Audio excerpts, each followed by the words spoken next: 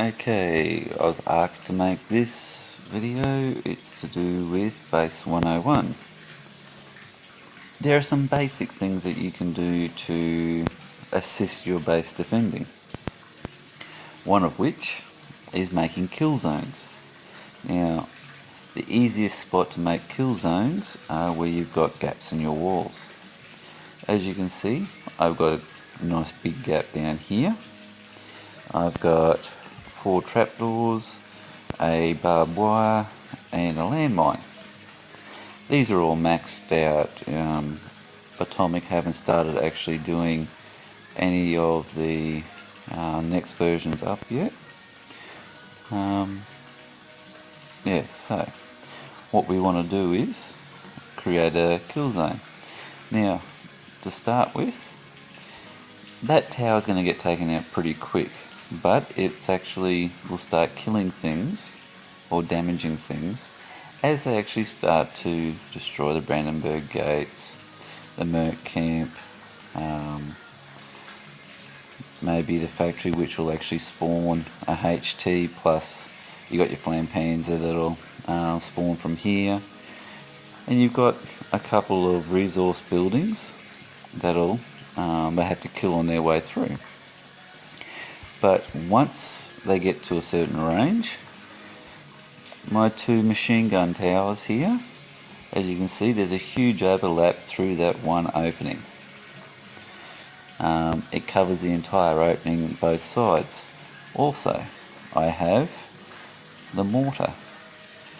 As you can see, all these buildings cover the exact same area, which means you have a lot of damage points occurring in one spot.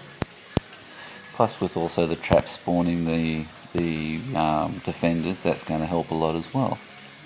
Now, my next set of defensive buildings work in well with the barbed wire. You can see the barbed wire's got a radius, so it goes up along the road around a bit. Now, if we actually click on that anti-tank gun, you can see the extremity of the radius of its ability to kill is where those 2 barbed wires are. Also, we've got that one there, which we've got covering along that road where there's 2 barbed wires within the range, plus that one, where as you can see they triggered this barbed wire there. You've got that one, that tank gun there, and that anti-tank gun there that are hitting them. Also, that mortar, as soon as they hit that barbed wire there, even though this anti-tank gun will probably be destroyed if they're coming from that direction, we've got a mortar that's pounding them as well from that point. And most places along here, besides a short little gap between some of these, have got barbed wire, which will slow them right down. Right along here. So you can see the radius of them and where they finish affecting the troops around it. Now, that is a huge advantage just there. I also have the Versailles, which is actually clogging up that whole corner there. So you can see its effect there, which, if you have a look through here, again, the mortar, when it comes to that barbed wire and also the Versailles, that it's actually going to be damaging those troops. Always try and work in with your wonders that you actually got. Acropolis, the troop spawning building that increases the ability, spawn 22% quicker, and they have 16% more health. So as you can see, all 4 of my tank depots, 2 of my garrisons, plus both my bunkers are actually under the effect of that. That's an important aspect within that. Now, I can only load up 5 minutes. Oh no, hang on. I'm doing this on YouTube first, that's right. What else? We've got the sniper towers. Now, I've got my biggest sniper tower there, level 6, and you can see its radius right out to there, so it's going to be hitting troops as they're actually coming towards this way.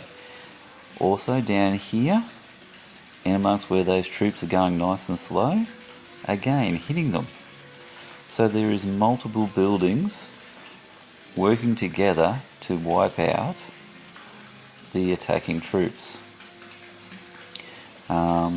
There's some buildings I've got here, like this one here, it's more of a filling up a gap, but it also helps attack the troops where they're actually getting deployed. Now the Acropolis, it pretty much covers the entire, most of the base. It'll start spawning when players come down. That was the position where I had my FC, the Forbidden City. I haven't really worried about moving it, mainly because there's not really anywhere along the map that I'd really want it besides in that spot, which helps defending my base from that direction. My TC is outside, and that enables to get a quick victory, and hopefully people will go for the quick victory stars and give me a peace treaty. That's what I'm sort of hoping for. It doesn't always work out, but it's one of those things. It makes it easier. But I've got the troops, and I've got the troops spawning directly behind it. So as you can see, all these buildings get triggered as soon as they get through to the TC, and they start spawning, which helps a lot. Plus, I usually have a general in the Pentagon, which if they don't, as soon as they destroy this Pentagon, the general comes out. So that helps a lot as well. Plus, I know this building's on the outside. Sometimes it has a game to play in, other times it doesn't. But you can see again the overlapping that it has. The machine gun towers are a bit underrated personally. Yes, they don't take down mortars very well, but in a situation here, if they haven't been taken out by artillery and you've got troops coming in from this part here, it's going to take out a lot of foot soldiers before it even gets taken out itself, particularly with the range of 7. British shooters are the only ones that really get anywhere near it without getting too much damage, and of course artillery. But all the rest pretty much get taken out pretty quick.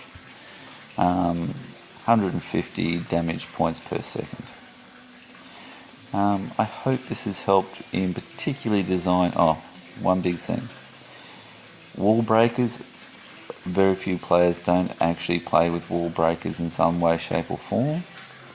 So that's why I've got my weakest walls around the outside, and I have my strongest walls on the inside. In case they don't actually have the two, they might only be running the one wall breaker, which means then they actually have to try and break the harder walls with their troops themselves. So hopefully that's helped a lot. Bye.